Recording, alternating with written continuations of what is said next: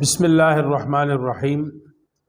ہمارا 10واں سبق جاری تھا اور اس سبق کا عنوان کہ ملحدین کے ساتھ بات چیت کے کیا اصول اور کیا طریقہ کار ہے، کیونکہ جب بات اصول کے دائرے میں ہوتی ہے تو وہ کسی نتیجے تک بھی پہنچتی ہے اور اس کا فائدہ بھی ہوتا ہے سننے والے کو بھی اور دونوں فریقوں کو بھی۔ اس میں سب سے پہلا اصول یہ جو بیان کیا گیا تھا وہ یہ کہ علم کے اور ثبوت کے ذرائع کیا ہے، تو پہلے یہ طے کر لینے چاہیے۔ آج کے سبق میں ہم دوسرا اصول پڑھتے ہیں۔ دوسرا اصول یہ ہے کہ ہمیں یہ اصول سامنے رکھنا چاہیے کہ خلاف عقل یہ الگ چیز ہے اور خلاف عادت یا عقل سے دور یعنی بعید از عقل یہ الگ چیز ہے۔ خلاف عقل کو امپاسبل کہتے ہیں، امپاسبلٹی یعنی ناممکن ہونا، جس کے ہونے کے بالکل بھی چانسز نہ ہوں، عقلاً وہ بالکل محال ہو۔ عقل اس بات کی اجازت ہی نہیں دیتی کہ اس کی کوئی پاسبلٹی ہے یا اس میں کوئی چانسز ہے۔ بعید از عقل یا عادت کے خلاف خلاف عادت، خلاف عادت جس کو امپروبیبل کہا جاتا ہے۔ امپروبیبل کا مطلب یہ ہے کہ اس میں کچھ نہ کچھ ہونے کے چانسز ہو، پروبیبلٹی۔ آپ اس کو ریاضی میں پڑھتے ہیں اور اسی طرح فلسفے میں بھی پڑھتے ہیں۔ ایک ہوتا ہے امپاسبل۔ امپاسبل کا مطلب ہے کہ عقل اس کو جائز ہی قرار نہیں دیتی، بالکل محال ہوتا ہے، اس کے کوئی چانسز نہیں ہوتے۔ اور دوسری چیز ہے امپروبیبل، اس کو بھی ہم اردو میں ناممکن کہتے ہیں لیکن اس کے ہونے کے امکان ہوتے ہیں۔ تو خلاف عادت کا مطلب یہ ہے کہ وہ ہوتا تو نہیں ہے لیکن اس میں پروبیبلٹی ہے، اس میں چانسز ہے۔ اور خلاف عقل کا مطلب یہ ہے کہ وہ بالکل امپاسبل ہے، اس کے ہونے کے بالکل بھی چانسز نہیں ہیں۔ تو خلاف عقل کا وقوع جو ہے یہ ناممکن ہے، یعنی امپاسبل ہے کہ کوئی چیز خلاف عقل ہو اور وہ واقع بھی ہو جائے، ایسا کوئی کچھ ہو جائے۔ اور بعید از عقل یا خلاف عادت یعنی امپروبیبل، یہ ہوتا تو نہیں ہے لیکن اس کے ہونے کے چانسز ہوتے ہیں، عقل اس کو اجازت دیتی ہے کہ کسی چانس میں یہ ہو جائے۔ مثلا سائنسدان کہتے ہیں کہ جب کوئی ستارہ ٹوٹتا ہے تو وہاں بلیک ہول بن جاتا ہے۔ اب اس بلیک ہول میں نہ ٹائم ہوتا ہے اور نہ اسپیس، تو اب یہ بات عقل کی سمجھ میں نہیں آتی کہ ایسا کیسے ہو سکتا ہے کہ کسی بھی جگہ کو ہم جگہ تو کہہ سکے لیکن وہ جگہ نہ ہو اور وہ وقت سے بھی خالی ہو، لیکن ایسے ہوتا ہے۔ تو یہ امپاسبل نہیں ہے لیکن یہ امپروبیبل ہے، یعنی اس میں پروبیبلٹی ہے، لیکن عقل کو سمجھ میں نہیں آتی کہ ایک چیز نہ اسپیس اور نہ ٹائم، یعنی اسپیس اور ٹائم سے بالکل ماورا ہو، ٹھیک ہے، unbounded in space and time, یہ ہو نہیں سکتا، لیکن یہ ایسے ہوتا ہے، بلیک ہول بن جاتا ہے اور اس کا وجود بھی ہے۔ تو ابھی عقل سمجھتی نہیں ہے اس چیز کو، تو اس کو ہم خلاف عقل نہیں کہیں گے، ہم اس کو بعید از عقل کہیں گے کہ عقل کی سمجھ سے یہ بات باہر ہے لیکن اس میں پروبیبلٹی ہے۔ عام طور پر ملحدین کا رویہ ان دونوں میں فرق نہ کرنے کا ہوتا ہے۔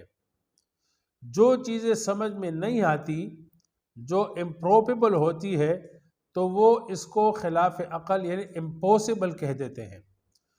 اس کی مثالیں مثلا جنت ہے، جنت کی تفصیلات ہے کہ جنت کا ایک درخت اتنا بڑا ہوگا کہ اس کے سائے کے نیچے 1000 سال چلا جا سکتا ہے، تو اس کو وہ ناممکن کہہ دیتے ہیں، امپاسبل کہہ دیتے ہیں، اس کو خلاف عقل کہہ دیتے ہیں۔ حالانکہ یہ خلاف عقل نہیں ہے بلکہ یہ عقل کی سمجھ میں نہیں آتا، اور وجہ کیا ہے کہ عقل کی سمجھ میں کیوں نہیں آتا؟ کیونکہ عقل کے سامنے ایسا کوئی درخت، اتنا بڑا درخت ابھی تک آیا نہیں ہے سامنے، کہ اتنا بڑا درخت ہو کہ اس کے نیچے جو ہے وہ 1000 سال تک چلا جا سکے۔ لیکن حقیقت یہ ہے کہ عقل کے نزدیک یہ ممکن ہے۔ کیوں؟ اس لیے کہ جب ایک چھوٹے سے چھوٹا درخت ہو سکتا ہے تو بڑے سے بڑا درخت بھی ہو سکتا ہے، اس میں کیا؟ دوسری مثال، جس طرح کہ اللہ تعالیٰ فرماتے ہیں کہ میں موت کے بعد دوبارہ زندہ کروں گا، اب یہ عقل کی سمجھ سے بالاتر ہے، کیونکہ ہم نے آج تک موت کو دیکھا ہے، لیکن جس چیز کو موت آئی اس کی دوبارہ زندگی ہم نے دیکھی نہیں ہے، تو یہ عقل کی سمجھ سے بالاتر ہے۔ لیکن ملحدین اس کو بھی عقل کے خلاف قرار دیتے ہیں اور کہتے ہیں کہ یہ امپاسبل ہے، حالانکہ یہ امپاسبل نہیں ہے، بلکہ یہ عادت میں نہیں ہے، یہ ہمارے یعنی جنرل لائف میں ہم اس چیز کو دیکھتے نہیں ہیں، تو اس لیے عقل اس کو سمجھ نہیں سکتی۔ قرآن کریم میں اس کی پاسبلٹی پر یعنی دوسری زندگی، موت کے بعد دوسری زندگی پر صاف صاف بتا دیا گیا کہ دیکھیں جب کچھ نہیں تھا تو اس سے اللہ تعالیٰ نے ایک زندگی کو وجود دیا۔ جب پہلی بار زندگی کو وہ وجود دے سکتا ہے تو دوبارہ زندگی کا وجود اس کے لیے کیا مشکل ہے؟ جب کچھ بھی نہیں تھا اور اس سے سب کچھ اللہ تعالیٰ نے بنا دیا، اتنی بڑی کائنات بنا دی اور پھر اس میں زندگی کو وجود دیا، جب زندگی کا وجود ہی نہیں تھا، تو جب زندگی ختم ہو جائے تو اس کو دوبارہ وجود دینا یہ تو عقل کے خلاف نہیں ہے۔ عقل تو اس کو اجازت دیتی ہے، لیکن یہ خلاف عادت ہے، اس لیے کیا نام ہے، ملحدین اس یہ خلاف عادت کو خلاف عقل قرار دیتے ہیں اور کہتے ہیں کہ بھائی یہ تو عقل کے خلاف ہے، ناممکن ہے۔ لیکن ناممکن امپاسبلٹی کے معنی میں نہیں ہے، بلکہ امپروبیبلٹی کے معنی میں، مطلب اس کے چانسز ہے۔ جب پہلی مرتبہ کی زندگی کے چانسز تھے اور زندگی وجود میں آ گئی تو دوسری زندگی کے چانسز تو اس سے زیادہ ہے۔ یہ بات سمجھ آ گئی؟ اس کی مثال ایسی ہے کہ مثلا ہم آج کل فون استعمال کرتے ہیں، لیکن کوئی ایسا دیہاتی جہاں تک اب تک اس کو فون کا اور موبائل کا کوئی پتہ نہ ہو، اب اگر ایسا شخص شہر میں آ جائے اور آپ اس کو موبائل پکڑا دیں تو وہ کہے گا یار یہ تو ایک لوہے کا یا پلاسٹک کا ڈبہ ہے، تو یہ نہیں ہو سکتا کہ ہزاروں میل دور آواز جو ہے نا اس سے پہنچائی جائے اور سنی جا سکے۔ اب اس آدمی کو یہ بات سمجھ میں نہیں آئے گی۔ سمجھ میں کیوں نہیں آئے گی؟ اس لیے کہ اس نے ایسا ہوتا ہوا نہیں دیکھا، تو اب وہ اپنی جہالت کی وجہ سے کہے گا کہ یہ ناممکن ہے۔ ہمارے ایک امیر صاحب تھے، بزرگ تھے، تو ایک دفعہ ہمارے امام صاحب عصر کی نماز میں دیر سے آئے، نماز ہو چکی تھی، وہ پیچھے صف میں تھے، ایک دو رکعتیں ان سے چھوٹ گئی تھی، تو نماز کے فوراً بعد امام صاحب نے کہا کہ دراصل مجھے دیر اس لیے ہوئی کہ جماعت آئی تھی جاپان سے، جاپان پاکستان کی جماعت گئی ہے اور ایک ڈاکٹر صاحب ہے وہ جاپان میں وہاں رہے ہیں اور وہاں سے ہو کر آئے، تو وہ آئے تھے تو انہوں نے فون ملایا اور مجھے کہا کہ جاپان جماعت گئی ہے، آپ ان سے بات چیت کریں۔ تو وہ ہمارے حاجی صاحب نے، امیر صاحب وہ اندھے بھی تھے، تو انہوں نے فوراً کہہ دیا کہ ہاں یہ کیسے ہو سکتا ہے، یہاں پاکستان سے جاپان تک سمندر کے اندر جو ہے نا ٹیلی فون تار کو بچھایا ہے، یہ کیسے ہو سکتا ہے؟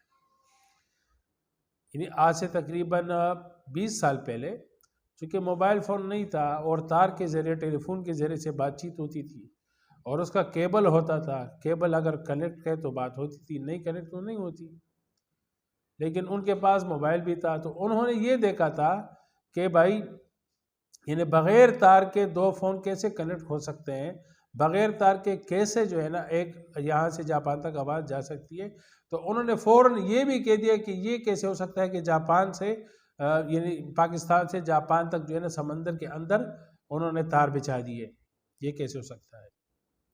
یعنی ان کو یہ ناممکن لگا، حالانکہ یہ ناممکن نہیں ہے بلکہ یہ سمجھ سے بالاتر ہے، عقل سے ماورا نہیں ہے، یعنی عقل کے خلاف نہیں ہے بلکہ سمجھ کے خلاف ہے۔ لیکن عقل یہ کہتی ہے کہ اس فضا میں اور خلا میں آوازوں کی ایک لہروں کا ایک سسٹم ہے، لہروں کا ایک سسٹم ہے۔ جب وہ سسٹم انسان کی سمجھ میں آ جاتا ہے تو پھر اس کو یہ بات سمجھ میں آ جاتی ہے کہ ہاں موبائل فون سے بات بھی کی جا سکتی ہے، بلکہ آج کل تو ویڈیو کال بھی کی جا سکتی ہے، اور دنیا کے ایک سرے سے دوسرے سرے تک لوگ ایک دوسرے کو دیکھ بھی رہے ہوتے ہیں۔ یہ بات سمجھ آ گئی۔ آج سے اگر 100 سال پہلے کا انسان آج زندہ ہو جائے تو ان تمام چیزوں کو وہ کیا سمجھے گا؟ کہے گا یہ تو ناممکن ہے، یہ کیسے ہو سکتا ہے، یہ تو معجزات ہو رہے ہیں۔ بات سمجھ آ گئی۔ لیکن اسی طرح ملحد ہے، وہ کہتے ہیں کہ مجھے اللہ تعالیٰ کا وجود، فرشتے، جنت، جہنم، عذاب قبر، یہ جو ہے نا میں نے دیکھے نہیں ہے تو لہٰذا یہ ناممکن ہے۔ بھائی تم نے دیکھے نہیں ہے تو ناممکن نہیں ہے، تمہیں سمجھ میں نہیں آتا تو تمہارے سمجھ میں نہ آنے کا مطلب یہ خلاف عقل نہیں ہے، بلکہ یوں سمجھو کہ میری سمجھ سے بالاتر ہے، میری سمجھ ابھی چھوٹی ہے۔ ایک ملحد کے ساتھ بات ہو رہی تھی، اس نے کہا کہ یہ تو میری سمجھ میں نہیں آتا، یہ کیسے ہو سکتا ہے؟ تو میں نے کہا آپ کو چاہیے کہ آپ اپنی سمجھ بڑھا دو، آپ اپنی سمجھ بڑھا دو۔ چھوٹے بچوں کو یہ بات سمجھ میں نہیں آتی کہ بچے کیسے ہوتے ہیں، تو ماں باپ ان کو کہہ دیتے ہیں کہ یہ آپ کے ابو نے جو ہے نا دریا سے لایا بچہ، آپ کا بھائی یا بہن آپ دریا سے پکڑ کر لائے۔ اب بچوں کو یہ بات سمجھ میں نہیں آتی، لیکن بڑا ہونے کے بعد ان کو سمجھ میں آ جاتی ہے کہ بھائی بچے کیسے ہوتے ہیں۔ یہ بات سمجھ آ گئی۔ تو یہ طے ہونا چاہیے اور اس کے دائرے میں رہنا چاہیے کہ ملحد ہمیشہ امپروبیبل کو امپوسیبل قرار دیتا ہے، خلاف عقل، خلاف عادت کو خلاف عقل قرار دیتا ہے، اور پھر اس طرح کی اعتراضات کرتا ہے کہ بھائی یہ عقل میں نہیں آتا۔ عقل میں کیوں نہیں آتا؟ عقل میں نہ آتا تو ہمیں بھی سمجھ میں نہ آتا۔ ایک چیز جب عقل میں نہیں آتی تو مطلق عقل میں نہیں آتی۔ یہ بات سمجھ آ گئی۔ یہ نہیں ہے کہ کسی کو سمجھ میں آئے کسی کو سمجھ میں نہ آئے تو پھر یہ خلاف عقل نہیں ہے، بلکہ یہ اس کی سمجھ سے بالاتر ہے، اس کی سمجھ میں نہیں آتا، اس کو سمجھ بڑھا دینا چاہیے۔ تیسرا اصول ہے کہ ثبوت کا معیار کیا ہے۔ کسی بھی دعوے کے لیے ثبوت کا معیار جاننا ضروری ہے۔ عموماً 2 معیار ہوتے ہیں، ایک یہ کہ وہ دعویٰ عقلاً ممکن ہو، یعنی عقل کے خلاف نہ ہو، کلی طور پر عقل اس کا انکار نہ کر سکے، اور اس کے بعد اس کے ثبوت میں کوئی سچی خبر موجود ہو، یعنی وہ ممکن ہو اور پھر اس کے ہونے یا نہ ہونے کے بارے میں اگر نقلی دلیل ہے، سچی خبر ہے، تو پھر اس کو مان لیا جاتا ہے، اس دعوے کو مان لیا جاتا ہے۔ مثلاً جب ہم کہتے ہیں کہ خدا موجود ہے تو ملحدین کہتے ہیں کہ خدا کو ثابت کر کے دکھاؤ، تو ہم کہتے ہیں کہ بھائی پہلی بات یہ کہ خدا کا وجود ممکن ہے یا نہیں ہے، یعنی کیا یہ امکان ہے کہ اس کائنات کو پیدا کرنے والی کوئی ذات ہو، یہ پاسبل ہے یا نہیں؟ تو ہاں بھائی پاسبل ہے۔ اچھا، جب پاسبل ہے تو اس پر کوئی نقلی دلیل موجود ہے یا نہیں ہے؟ تو ہم کہتے ہیں کہ ہاں بھائی اس پہ نقلی دلیل بھی موجود ہے، انبیاء علیہ السلام نے ہمیں خبر دی ہے۔ بات سمجھ آ گئی۔ اچھا، اب کائنات کے ایک خالق کے ہونے کا اور خدا کے وجود ہونے کا اور اس کائنات کو بنانے والی ایک ہستی کے ہونے کا امکان عقل کیسے جائز قرار دیتی ہے؟ مطلب ہے کہ یہ عقلاً کیسے ممکن ہے؟ عقلاً اس طرح ممکن ہے کہ ہم جس کائنات کا مشاہدہ کرتے ہیں تو وہ کائنات ہمیں بنی ہوئی نظر آتی ہے، اور ہر بنی ہوئی چیز کا بنانے والا ضرور ہوتا ہے، ہر بنی ہوئی چیز کے بنانے والا ضرور ہوتا ہے، تو لہٰذا عقل اس امکان کو تسلیم کرتی ہے کہ اس بنی ہوئی کائنات کا بنانے والا کوئی نہ کوئی ہے۔ ٹھیک ہے۔ اچھا، جب عقلاً ممکن ہے تو اب اس پر ہمارے پاس جو ہے وہ اللہ کے وجود کے لیے اللہ کے وجود کے ثبوت پر صحیح اور سچی خبر موجود ہے۔ 1,24,000 کم و بیش انبیاء علیہ السلام نے ان کے وجود کی خبر دی ہے۔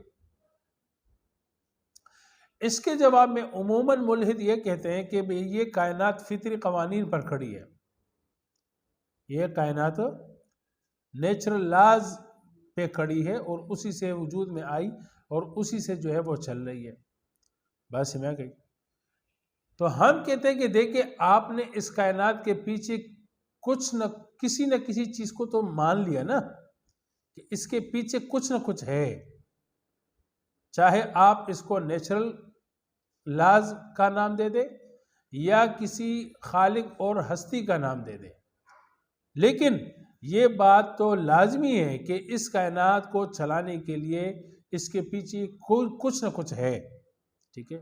تو اس بات پر تو اتفاق ہے کچھ نہ کچھ ہے۔ اب اس کچھ نہ کچھ کو ہم جو ہے خالق کی کائنات کی ہستی کہتے ہیں اور آپ نیچرل لاز کہتے ہیں، لیکن اس بات پہ متفق کہ کائنات جو چل رہی ہے اس کے پیچھے کچھ ہے، یہ بات سمجھ آ گئی؟ تو اب یہ کہ یہ نیچرل لاز یہ ہے کیا؟ جب آپ نے کہہ دیا کہ لاز ہے، قانون ہے، تو قانون کا کوئی قانون ساز ہوتا ہے، اور قانون کی قانون سازی کے بعد اس کی کیا ہوتی ہے؟ اس کو لاگو کیا جاتا ہے، اس کو نافذ کیا جاتا ہے۔ تو ایک قوت نافذہ کا ہونا ضروری ہے، ایک اتھارٹی ہونا ضروری ہے، ایک قوت ہونا ضروری ہے جو اس لاز کو کیا کرے؟ امپلیمنٹیشن کرے، اس کو لاگو کرے۔ تو جب کسی قانون کے لیے قانون ساز کا ہونا ضروری ہے اور پھر اس قانون کو بنانے کے بعد اس کی امپلیمنٹیشن کے لیے کسی قوت اور اتھارٹی کی ضرورت ہے، تو ہم کہتے ہیں کہ جب آپ ان قوانین فطرت کو قوانین کہتے ہیں تو اس قوانین کو بنانے والا کوئی ہے؟ بالکل ہے۔ جب کائنات کے پیچھے آپ قوانین کو مانتے ہیں تو پیچھے مطلب آپ کسی سبب کو تو مانتے ہیں، کسی علت کو تو مان لیا آپ نے، اس اصول میں ہم آپ کے ساتھ متفق ہیں۔ تو ہم کہتے ہیں کہ بھائی جب قانون ہے تو قانون ساز بھی ہونا چاہیے، اور قانون بننے کے بعد اس کو لاگو کرنا، اس کو اپلائی کرنا، اس کی تطبیق دینا یہ بھی ضروری ہے۔ اور وہ کون سی قوت ہے؟ بنانے والی اور چلانے والی قوت، لاگو کرنے والی قوت وہ اللہ تعالیٰ کی ذات ہے۔ تو اس حوالے سے ہمارا جو نظریہ ہے، ہماری جو منطق ہے وہ مکمل منطق ہے، اور ملحدین جو ہے اس منطق کو بیچ میں چھوڑ دیتے ہیں اور کہہ دیتے ہیں کہ بھائی کائنات کے پیچھے قوانین فطرت کار فرما ہے، پھر آگے قوانین کس نے بنائے، قوانین لاگو کون کرتا ہے، بس سمجھ گئی؟ یہاں ملحدین کی منطق بند ہو جاتی ہے، ختم ہو جاتی ہے، اور ہماری منطق پھر مکمل ہے، ٹھیک ہے؟